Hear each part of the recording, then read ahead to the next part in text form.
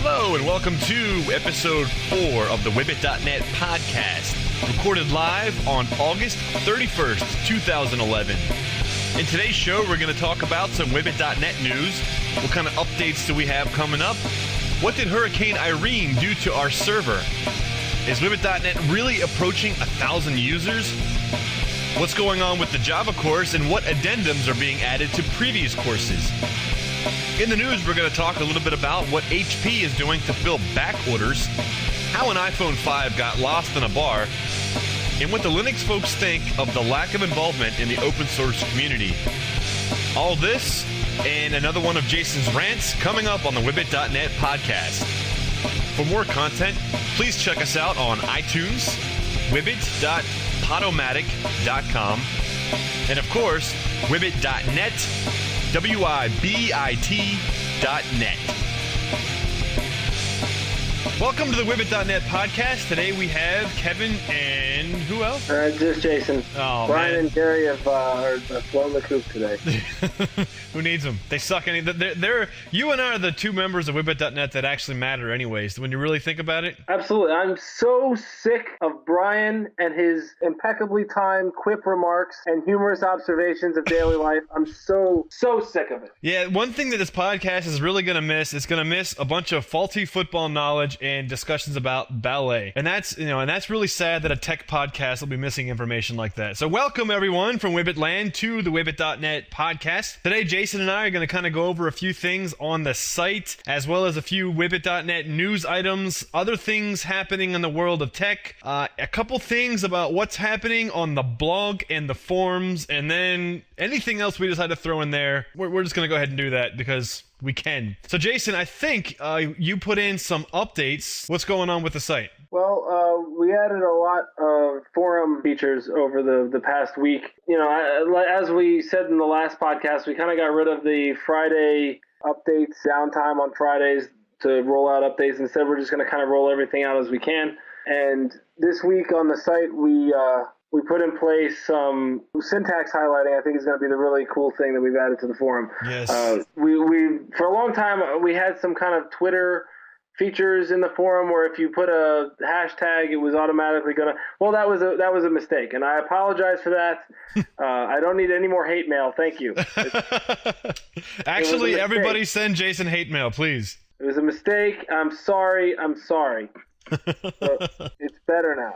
The syntax highlighting is really only for the beta testers until we kind of get it right. There's still a lot of tweaks that need to be made to it. It doesn't, out of the box, the syntax highlighting that we use doesn't support Objective-C or just plain C, but it does support C++, so it kind of, Objective-C and C kind of work in there. But we're working that out, and very soon we'll have syntax highlighting for all. We also have the ability now to quote a previous post. So if you see something that you like that somebody said, or if you see something that you want to kind of paraphrase, you can do that like you can do in most other forums. We also added, I think the smileys have been there for a little while, but we kind of announced that we have smileys. I used a smiley for the first time the other day. It was a great moment in my life. Well, I know we had a little bit of a discussion on the site about whether or not to have the smileys.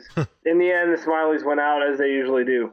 What else did we add? We added voting. I think is going to be really cool once that kind of takes off a little more. It had a few bumps in the road, but what the voting is going to let you do is, we're assuming that most forum posts are going to be a question of some kind. So all the responses to that, we're assuming are some kind of answer to that question or elaboration on that question.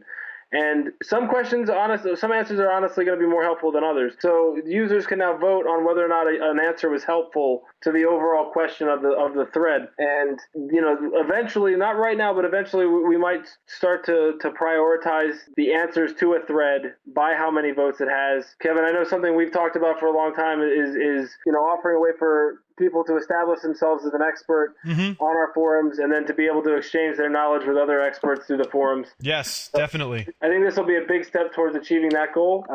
So get out there and vote, folks. If you see something you like, vote on it, I guess. And we've already started to see some WiBit.net experts emerging, and that's very exciting to us because we were definitely hoping to attract some of you guys. So those of you guys that have been taking on that role, just keep it up. You guys are awesome. You know, you guys make the forums fun, and you know, it feels good to me because, you know, we all have real jobs and WiBit.net and other side projects that we do, but you know, it's fun to me that after I lay down in bed after a long day and I start cruising the forums for a question that I want to answer, I love seeing that someone else besides the WiBit.net crew answering those questions.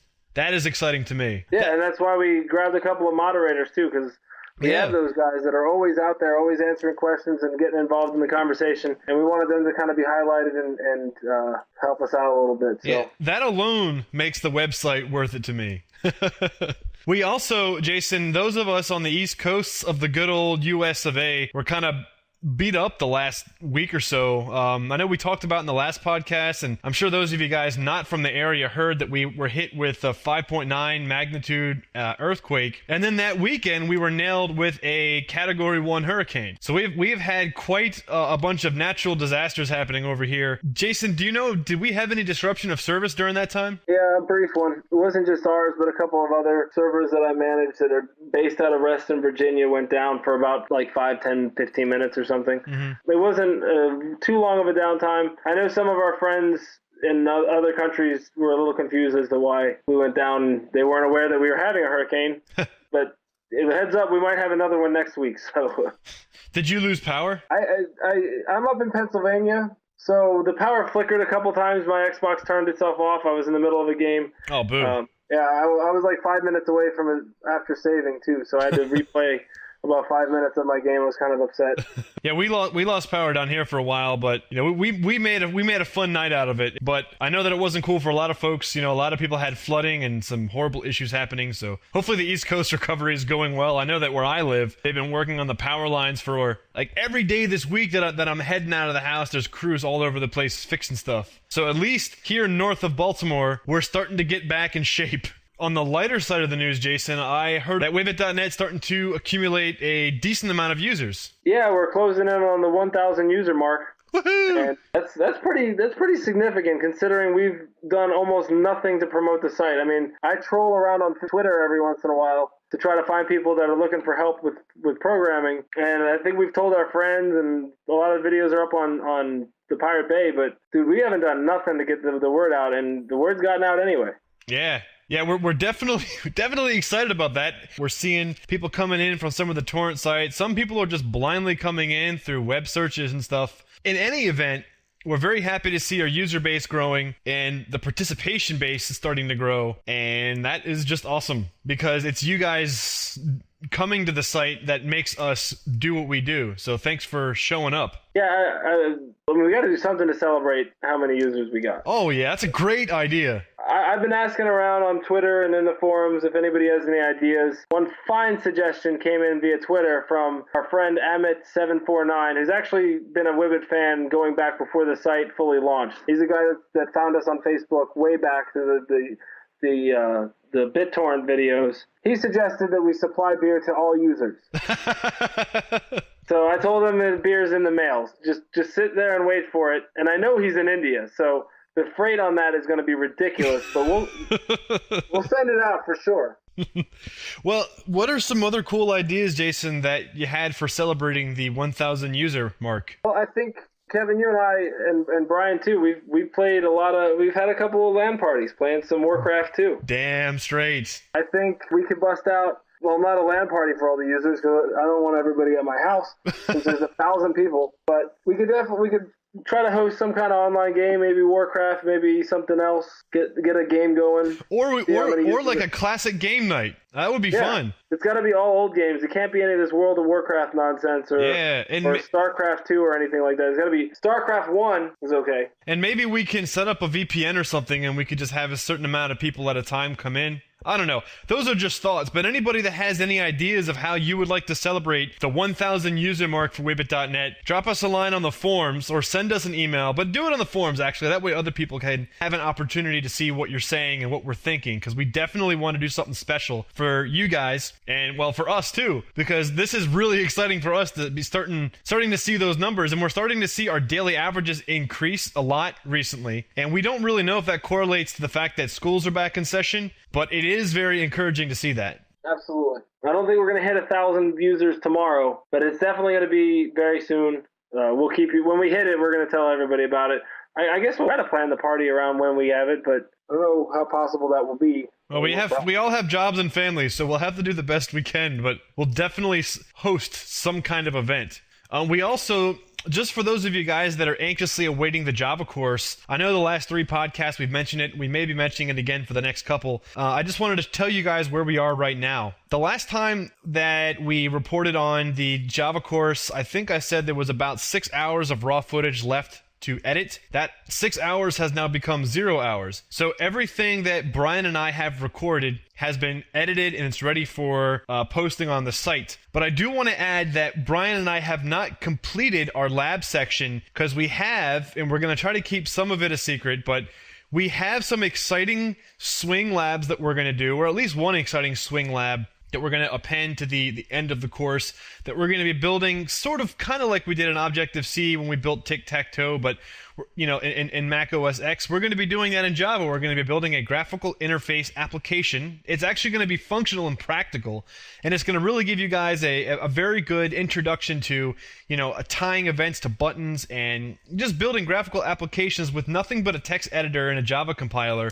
So that's going to be a lot of fun. Now, the other piece of the Java course that we still have outstanding is, and this is kind of a topic that Jason and I are going to be talking about in a little bit, but we do want to add some Android stuff. But we're going to talk about that in a little bit, so I'll just kind of hold on to that for right now. Another piece from the courses that I want to bring up is, thanks to some guys on the forums, and I'm not saying that sarcastically, I really want to thank you guys. There were a couple of things brought up that Brian and I really were shocked we forgot to talk about. And as Brian and I were getting into Objective-C, we saw that we were using programming concepts that we were like, what?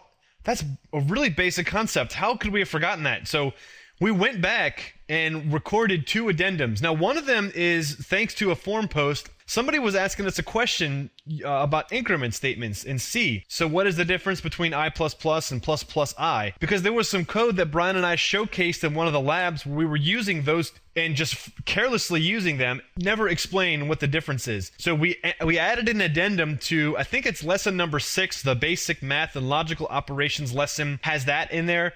And we also added conditional assignments to the control structures in the C course, and that was basically out of when you guys run through the Objective-C course. I think, if I'm not mistaken, it's in the random number generator the random number generator class that we wrote. We put a conditional assignment in there, so we wanted to make sure that you guys knew what that was by the time you saw it. So go back to the C course and check out lesson 6 and lesson 7 and check out the addendums. And they're not posted now, but Jason, I think we'll, in the next couple days, at least by the weekend, be able to have those up, right? Yeah, we'll get those up as fast as possible. Excellent. Now, Jason, there's also been some kind of riff-raff between our YouTube and BitTorrent users. Yeah, I don't think they understand that WiBit.net is a website as well as Isn't that something? It seems kind of obvious to me. Anything with a .com or .net or heck even .org, you think it's a website. But we do get a lot of complaints from the YouTube videos and BitTorrent users that a lesson or 2 is missing from the YouTube courses. If you're listening to this podcast and you have not visited our website, the full courses, the new courses, are available on the website. Yeah, I think we got one recently where somebody, I think it was when I posted the first lab from the Java course out there on the YouTube channel for anyone interested in a sneak peek. And I think somebody watched that and sent us an email or something that said, why are you posting the Java course when you haven't completed posting the C and C++ course? Well, I don't understand why these people don't see the fact that there's a logo on there that says WiBit.net. Maybe we don't specifically specifically mention, and maybe we should mention that, but the full course is available for free on the website, guys. So if you're going to YouTube and BitTorrent and you're finding teasers, well, that's just a way to get you guys to come to the site, because remember, we make money off of advertising, and because we don't charge for the courses. So the way that we actually get income so we can host the videos is from visitors to the site. So please come visit the site and help us make that $5 a month that we so desperately need. Absolutely. I mean, like whenever we're definitely supporting more the site than ourselves off of that advertising. So the more people that view the site and click on ads and everything, the more we can serve them. So everybody's actually kind of paying themselves. I mean, that sounds like a cheesy PBS line, call in now and you enjoy this programming, then donate. Right, yeah. It's not really what I'm saying. I'm saying more like the site exists because the ads make enough money to pay for the site to exist. Right. So if the people didn't come to the site, we couldn't host the site. So in the news, Jason, so in the actual news, not the WiBit.net news, we are hearing some exciting news for those of you guys still waiting for your HP touchpad, and Jason has all the gory details. Oh, there's not that many details. Okay, well, Jason has one or two details. There's a few more coming out. They're gonna manufacture a few more for back orders and things like that. And HP announced today. Well, they didn't announce, but a couple of advertisements leaked out. One of the big things about this whole WebOS death thing and HP's attempt at killing itself was that it wasn't just that they killed WebOS out of nowhere after spending $1.5 billion on it, but they also announced that they might maybe consider spinning off or selling off their PC manufacturing business, which is the most profitable part of their company. And that's the reason why they're the biggest computer manufacturer in the world, is because they make computers. A couple of ads leaked out that shows that, yeah, they are probably going to spin that off into a separate company and have HP, I guess, Enterprise and then HP Consumer. The ads were basically just a blue and white little thing that said the spirit of a startup and the security of HP. So they're trying to spin it as if it's mom and pop, but also, I don't know, Big Brother. Big Brother. I don't know. HP is a mess. The whole thing is just a joke. I'm glad that some more touchpads are going to come out because we talked last week about the Touch Droid project. Well, there's one of my favorite Android ROMs out there, and if anybody has Android and likes to mess around with ROMs, if your device is supported, I highly recommend checking out CyanogenMod. But those guys, they have the best ROM. Samsung has even bought one of the developers up and gave him a huge salary to come into their Android department and overhaul it and make it pretty and everything. Well, CyanogenMod has been ported to the touchpad. It's very early phases, but it's there. And that's exciting. It's very exciting. It's a reason to buy a touchpad, so it's good that there's more out there. But, aside from that little part of good news in this whole HP debacle, I think it was the Wall Street Journal or one of those bigger name newspapers printed a thing about how, if you were HP, how would you kill yourself in 1 year? And then they just listed every step HP has made this year. That's how you would kill a company, a major competitor in 1 year. Just do all these things. So comical. We can laugh at it, but it sucks if you are an HP shareholder. We also are hearing that Jason was at a bar and he was drinking, and he found an iPhone 5 at his table, I think. Was that you? Yeah, and I've been calling Taiwan all day. I don't even know anybody out there. I'm just calling. How the hell does Apple do this twice in consecutive years? I think it's on purpose. I think so too. They're just trying to rustle up some free publicity and some fanfare over it. You walk into a bar and just lay it on the table and just walk right out. Yeah, sure. So we're working on some top secret project. Let's just leave it sitting around. Twice. That doesn't make sense. It also might be that I don't think it's the same person both years. If it's the same person both years, then I think my theory is going to be correct. But it might also be that, let's say you get an iPhone 5 to test with from Apple before it's been even announced. So you're an engineer of high caliber over at Apple, and you're given this iPhone 5, and you go out to the bar and you kind of mention it to one friend. So that guy's like, I'm going to get this guy plastered, and he's going to forget he's got that thing, and then I'm going to get it. And then you get plastered, and you forget that you had that plan the whole time. Then the phone is left at the bar for some random other person to come up and find. If it's the same person as last year, I'm positive that that's what happened. Because he was smart. As soon as he came, It's end of August. He must have an iPhone 5. Let's get him drunk. One piece of sad, but for some reason Microsoft thinks it's cool news, is that Windows 8, and I mean, this is some real cutting-edge 1996 stuff here, Jason. Windows 8 will support mounting ISOs out of the box. Woo-hoo. Now, this is some highly technological stuff here. I mean, this is literally like you're getting a package and you're mounting it, and you could just... Oh, wait a second. Mac and Linux and Unix have been doing that for like 15 years, haven't they? Yeah, I'm pretty sure. Oh. Linux, Mandrake was able to do that. Yeah, right. Why is it taking Microsoft so long to give users such a basic piece of computing functionality? I have no idea why. What's more, I think, more perplexing is why would they tout this as a feature? Right. That's sad. That is very sad. Windows 8, it can cut and paste. Ooh. Ooh, you can browse the web with Internet Explorer. Ooh. Come on, Microsoft. Get with the game here. Give us something good. I hope that I know Windows 7 was a great upgrade from Vista's debacle, but I really don't have high hopes for Windows 8, especially when they're proudly announcing that they're going to support ISO mounting out of the box. I think that's just a little bit sad. I think the only thing that entices me about Windows 8 and that is that Windows 8 is supposedly going to be optimized for tablets, at least have a version of it that's optimized for tablets. So if you have a decently powered tablet and this now native ability to mount ISOs, and I don't know, it's some neat things with that. Maybe. I don't know. Probably not. Probably not. I mean, Jason, you also had a very interesting blog recently. Yeah, the Verizon thing. I mean, that's a good segue. It's a good segue from Windows, right? Am I awesome or am I awesome? Yeah, that was a very good segue. Very well done. It transitions well. And in case you, the listener, I'll feed you baby birds. I'll tell you why it transitioned well. Windows was the biggest and best operating system on desktops and still is for a long time. And that's not to say it's better than OS X. It just means it's on more machines and more people are familiar with it. And it was built to be on all different types of hardware. Right. And as we've discussed before, one of the drawbacks of Android, and also one of its advantages at the same time, is that it can be on all different types of phone hardware or tablet hardware. Mm-hmm. It's made to be whatever, just like Windows was. As opposed to Macs, which OS X only goes on Macs, and, well, unless you have a Hackintosh, and iOS only goes on the iPhone or the iPad. Mm-hmm. Now, Windows PCs are notorious for having, at least back in the day, not so much so anymore because people have kind of had enough of it, but back in the day, you'd buy a PC and it'd be loaded with all kinds of crapware. You'd have your antivirus that starts with a Mac and ends with an ACAFE that you never wanted because it was horrible. Yeah, you get like but that. Of course, it wasn't McAfee because I work with those people and it's a great software product. You would also get those 15-day trials of Microsoft Works, not Word, Microsoft Works. Not the useful Office application, but the piece of junk.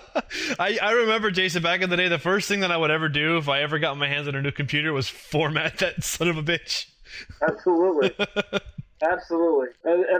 Yeah. So now Android's got the same problem, but it's a little different. It's kind of the same. Where, computer manufacturers trying to pinch every penny would sell out to these sponsorship apps or whatever it was, or Microsoft putting Works on there to try to promote it or something. But now the Android devices are doing the same thing, and it's not Google's fault. Just like it wasn't. I blame Microsoft for Works. Just like I'd blame any bit of Google software on an Android device if it was crap. Luckily, so far, I haven't come across a Google native app that sucks, except for maybe Listen has its problems, but that's a Labs app anyway. Other than Works, Microsoft, it wasn't Microsoft. They just provided the operating system. The manufacturer of the computer is the one who made the deals to put the McAfee antivirus or the trial of SimCity or whatever the heck you wanted on there. And now Verizon and other carriers are going to these manufacturers like HTC and Samsung and saying, hey, throw all these VCast apps on there and throw Blockbuster on there. Didn't they learn a lesson with the PC? I mean, nobody wants that stuff. No. If it works so well on the PC, how come you buy a PC now and it doesn't have half as much bloatware as it did? Yeah. It's a stupid thing to do. It just makes me angry. I know I could root my phone and take it all off of there, But I don't feel like I should have to root my phone to take that stuff off of there, first of all. And second of all, yeah, it's just bad for I think it's bad for the development community because you're forcing these things down people's throats, and some people aren't going to know any better, and they're going to patronize the Surface because they don't know there's a better alternative out there, and it's just on their phone. And then Verizon's going to look at that and say, hey, look, see, people are using it. But your service is crap. Vcast sucks. Blockbuster sucks. Nobody wants it. Yep. And even if I did, I want to have the right to choose if I want it or not. Yep. Not don't just force it down my throat. I'm an American, damn it. Yeah, and you know, I had Sprint before. Verizon is through my employer, but I had Sprint before. Sprint has announced that they're going to give people the option to remove bloatware. Good. Flat out. They're going to limit how much of their own bloatware they put on there, and they're going to make it all removable. And you know what? I applaud Sprint for that. That's awesome that they would do that. That's very forward thinking. I wish more carriers would take their cues from that and you know, get that stuff off of there. Yeah. It's not that big of a deal, but it's something that can easily get out of hand, and it had in the past. And, you know, Android, I know that you have a good a good chunk of users, but that kind of business practice is not going to increase your client base. It's only going to piss off your loyalists. And anytime any technology company pisses off their loyalists, that's when they die. And you'll notice why Microsoft and Apple have been able to survive as long as they have is because they have focused on a specific type of person, and they have basically done everything that person has wanted them to do from the beginning. And that's why those companies still exist.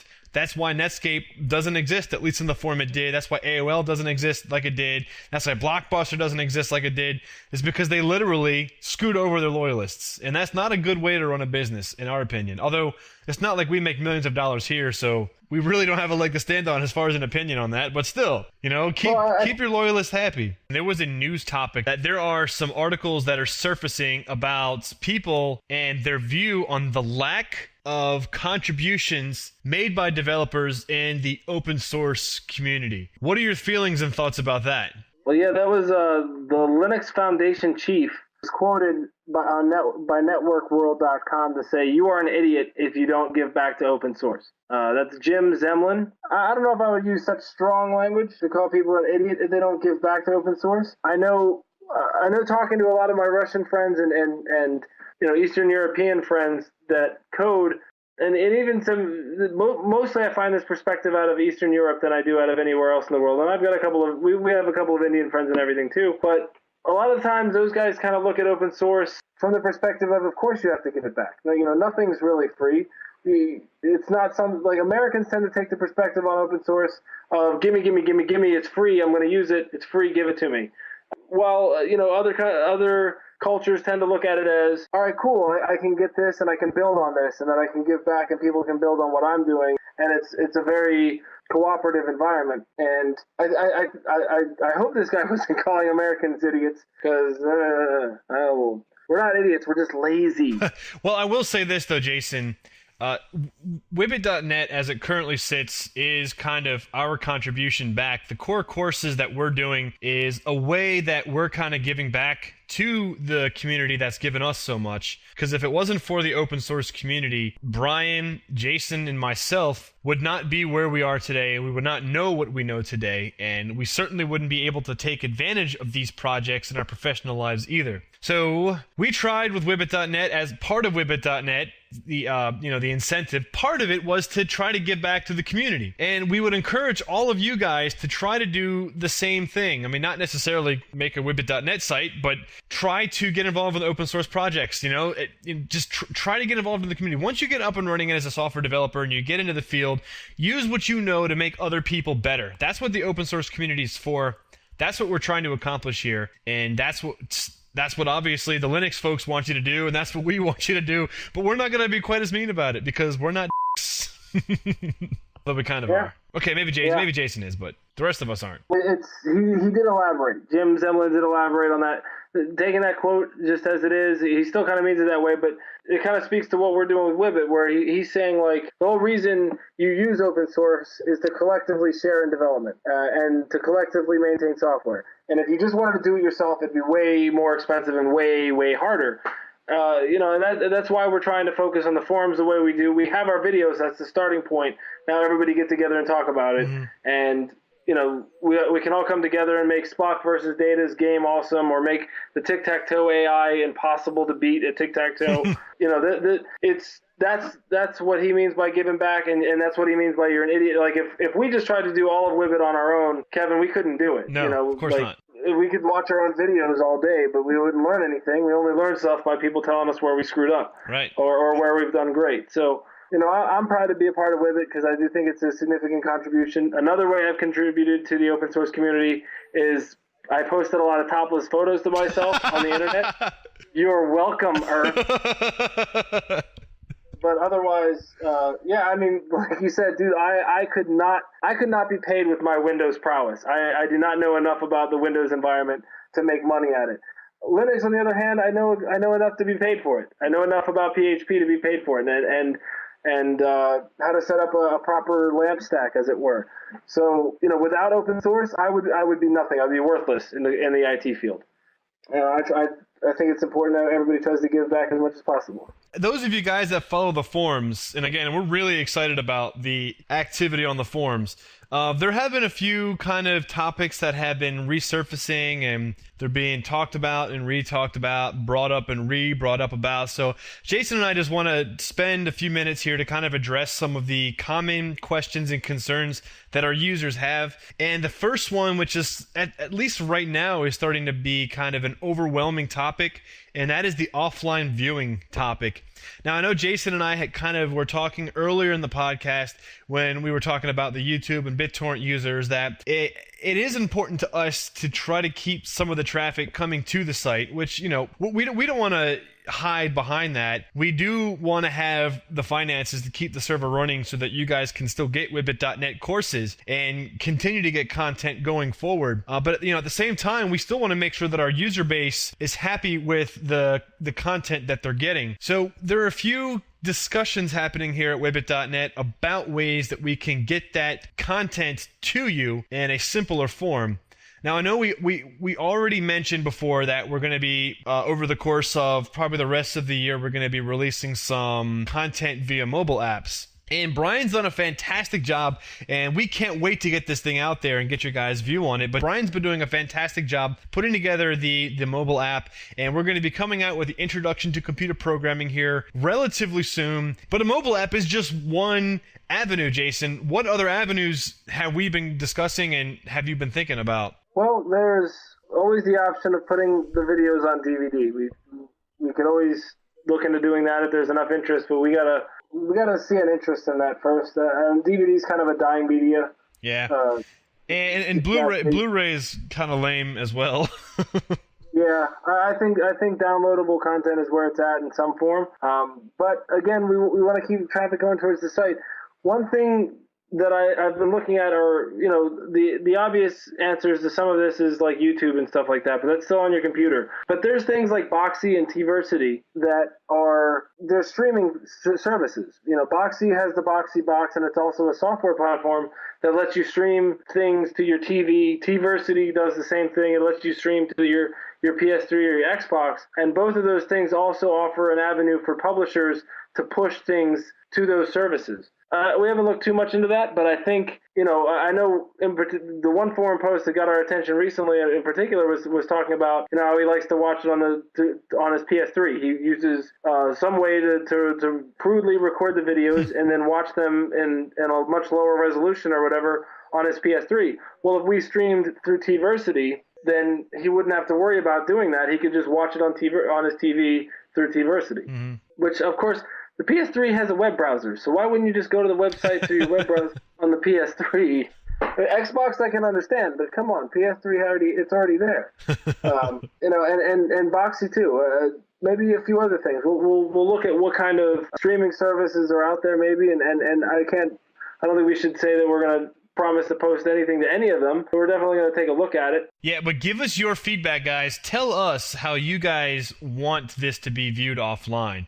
The mobile app idea was kind of a conglomerate idea between us and some of our users that have suggested they'd be interested in that. So that's the avenue we're going to try first. It's probably the simplest for us to pull off in the immediate. So that's why we're going to be delivering that very shortly. Like I was saying, I've seen the I've seen the beta, I've seen what Brian's been doing, and it's pretty close to being ready. So we're going to try that first. We definitely want you guys to keep commenting, keep posting, keep on us about this.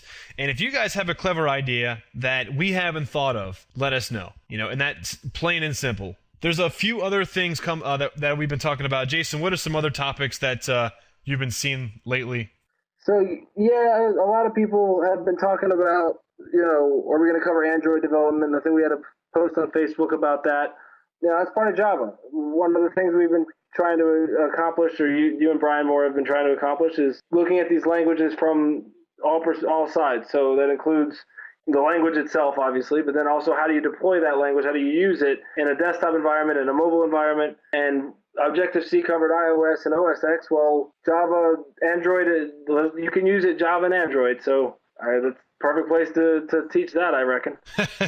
Yeah, so as Jason was just saying that, and I think we've already mentioned this before, but we're going to attempt to do kind of, in Objective-C, we didn't really kind of blow it up with, the mobile development. And, that's not to say that Brian and I are not, good at mobile development, because we do it all the time through our projects and our careers. But we also want to kind of keep in mind that this is still a beginner's course. So, where the tic-tac-toe app was fairly advanced for a beginner programming course, we thought anyways, but we still thought that it warranted being done, because you're still learning how to, add graphics, how to make, events occur to you touching the screen. It's still a fairly big... Tic-tac-toe is one of the simplest game algorithms that you can really have. That's why we did that in Objective-C, and I know that was like a 9-hour lesson, but still, it was great. We're going to try to attempt a similar type of project with both Android and Windows Phone, because we recognize, we're not old guys, but we also recognize that we're not young guys either. So the world that we walked into as developers is changing. Fortunately, we're young enough to be able to manage this, and we're able to keep going with this, and we're all over the web, we're all over mobile development. That's what we all do. So we understand that the movement is in that direction. So we want to give at least a basic exposure to mobile development in the introduction courses, if for nothing else, just so that you can taste it. And with the knowledge that you've gained throughout the course, you should be able to take what you've learned and apply it in a different situation. So Brian would say, we get you up and running in the introduction courses. So yes, we're going to be handling some basic Android in the Java course, so stay tuned for that. We have had some questions about C#. We're going to be covering C# as the course after Java, and we are going to be trying to introduce some phone development with C# and with Windows mobile phone development as well. How was that? Was that good? Yeah, it's good. Good job. That sounds like a lot of fun. Yeah, I guess the last thing to just kind of give a plug to Spock versus Data. One of our users in the forum has a C++ game he's working on.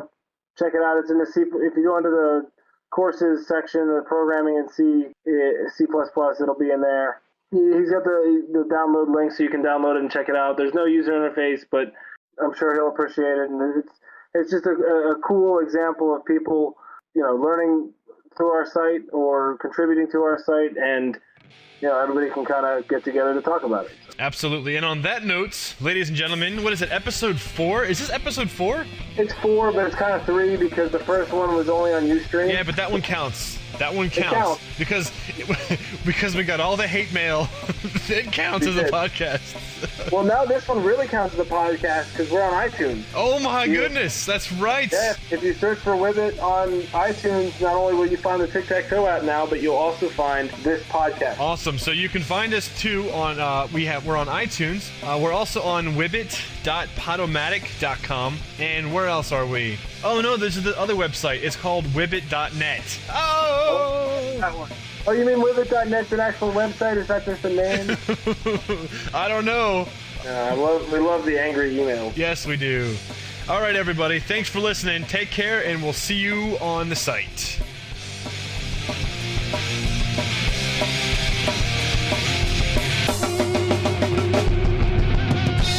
Thank you for supporting WiBit.net.